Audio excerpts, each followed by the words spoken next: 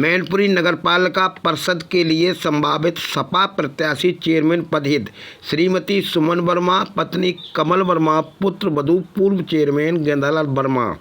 आपको बता दें कि समाजवादी पार्टी में अच्छी खासी पकड़ है, जिसका प्रमाण मैनपुरी उप लोकसभा चुनाव डिम्पल यादव को भारी मतों से विजयी बनाने में योगदान रहा।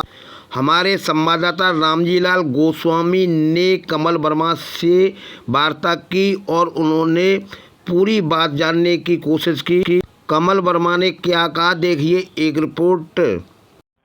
नमस्कार, आप देख रहे हैं EMS समाचार एजेंसी। मैं हूं रामजीलाल गोस्वामी मैनपुरी से। हमारे एजेंसी का खास प्रोग्राम आज की आवाज जनता की चौपाल, जो आज की आवाज चल रही है, उसमें नगरपालिका के चुनाव अब होने जा रहे हैं, क्योंकि अभी परिसीमन में संशोधन के लिए निर्वाचन आयोग द्वारा जो कार्रवाई की गई, इसलिए वो लंबित हो गए थे। अब पुनः आदेश अधिसूचना जारी होने का अभी टाइम है। उसी बीच में सपा के संभावित प्रत्याशी, जो कि जाने माने, अभी चुनाव रहा लोकसभा का, जहां से डिम्पल यादव जी भारी बहुमत से जीती, जो कि हमारे साथ ये कमल वर्मा जी मौजूद हैं।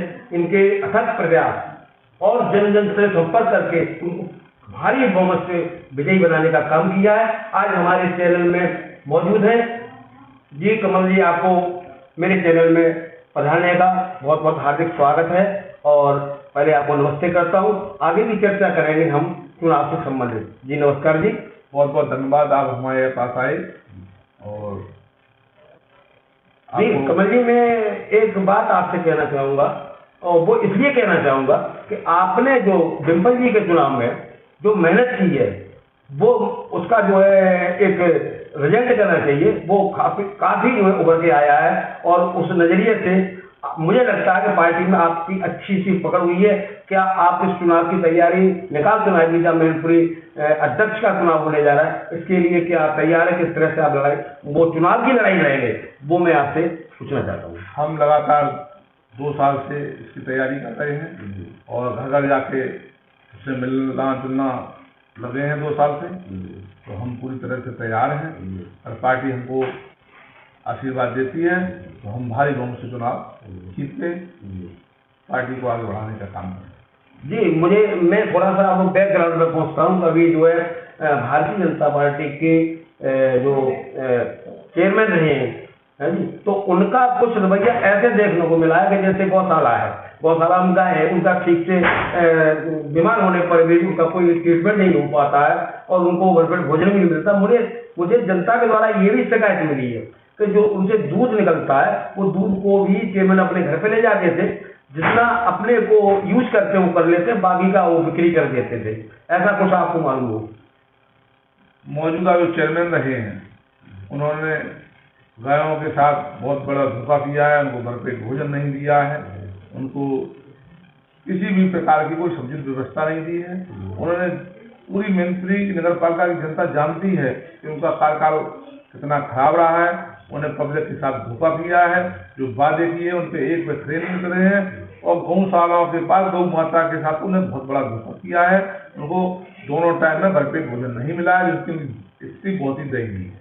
जी, एक बात और कहना चाहेंगे, ये एक जनता की समस्या है। वो जनता की समस्या आपके सामने इसलिए रख रहे हैं कि आप संभावित प्रत्याशी सपा के माने जा रहे हैं।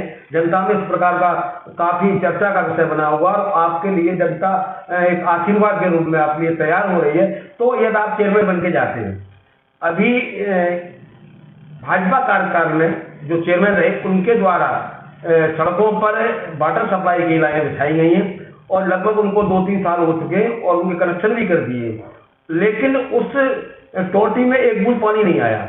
ये समस्या को आप किस तरह देखेंगे? उस हम समस्या को प्रायोरिटी पे लेंगे और जो उन्होंने काम में अव्यवस्था फैलाई या जनता को धोखा दिया है, सिर्फ उसको हम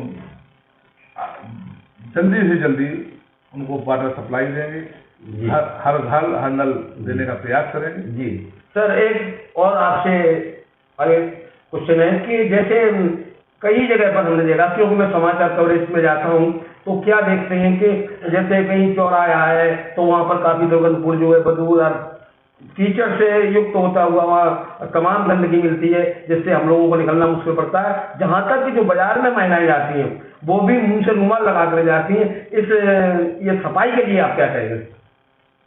हमारी सर्वप्रथम प्राथमिकता होगी मेंट्री को साफ सफाई की, उसको कैसे हम विकास के रास्ते पर लाएं। और हम लोग समाजवादी पार्टी की एक बहुत बड़ी जिम्मेदारी है मेंट्री के विकास की, कि जितना भी आज की तारीख में मेंट्री नगर में जो विकास दिख रहा है वो समाजवादी पार्टी की देन है। भारतीय जनता पार्टी की 6 साल की सरकार में मेंट्री नगर को, मेंट्री जिले को विकास के नाम पर एक भी काम नहीं हुआ है। और मेंट्री नगर पालिका के जो चेयरमैन रहे हैं उन्हें तो मेंट्री को नगर पालिका को लूटने का काम किया है। जनता तैयार बैठी है कि उनको उनके जो उन्होंने कुकृत्य किए हैं उनको जवाब देने के लिए मुंहतोड़ जवाब देगी।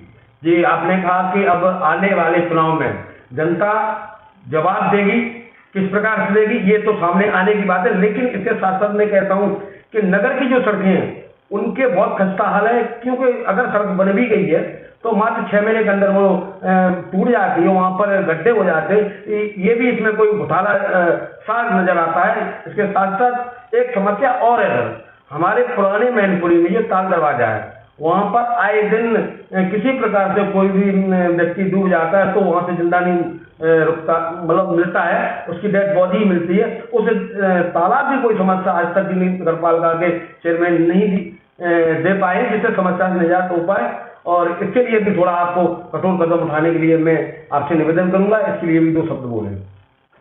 जो ताल की स्थिति है वो एक्चुअल में प्राइवेट संपत्ति है, तो जो यहाँ के राजा हैं उनके जो उत्तराधिकारी हैं उनसे कहने का प्रयास करेंगे या उनसे कहेंगे कि हमको ये ताल जो है हमारी नगर पालिका मंत्री को गोद में दे दें, इसका हम उसका सौंदर्यीकरण करें, उसका विकास करें, जो गंदगी की समस्या उसको हम दूर करेंगे। सर एक क्वेश्चन और है, मैं चाहूँगा जो पूर्व में जो जैसे सड़कों का कहीं घटिया क्वालिटी के जो मानक के आधार से नहीं बनी है या कहीं भी घोटाला होता है, यदि आप जनता का आशीर्वाद मिला और आप चेयरमैन बन गए तो क्या उन सब घोटालों का खुलासा होगा? बिल्कुल, जहाँ जो घोटाला हुए उसकी जांच कराएंगे और जांच अगर जो दोषी पाए गए उनके पास कड़ी कार्रवाई होगी और ऐसी हम लोग काम करेंगे जिसकी पुनरावृत्ति दोबारा ना हो। और नगर पालिका में बढ़िया सड़कें, बढ़िया नालियाँ, बढ़िया सौंदर्यीकरण करेंगे, मंत्री को विकास के रास्ते पे लाएंगे। जी सर, ये तो घोटाले में दोषी पाया जाता तो क्या उस धन की रिकवरी की जाएगी उससे? अब जो तो सरकार का काम है, हम लोग उसका जांच करने का प्रयास करेंगे और उसकी रिपोर्ट साथ में भेजेंगे। जी देखिए, अभी हमारे साथ कमल वर्मा जी जुड़े थे, इन्होंने बताया कि जो चेयरमैन को क्या क्या चाहिए, किस तरह का विकास करना चाहिए और अपने वादों पर ये कितने तीव्रता से उत्तेजित होकर के उसको भरपाई करने के लिए तैयार है। इसी के साथ मैं EMS समाचार एजेंसी मैनपुरी रामविलास गोस्वामी।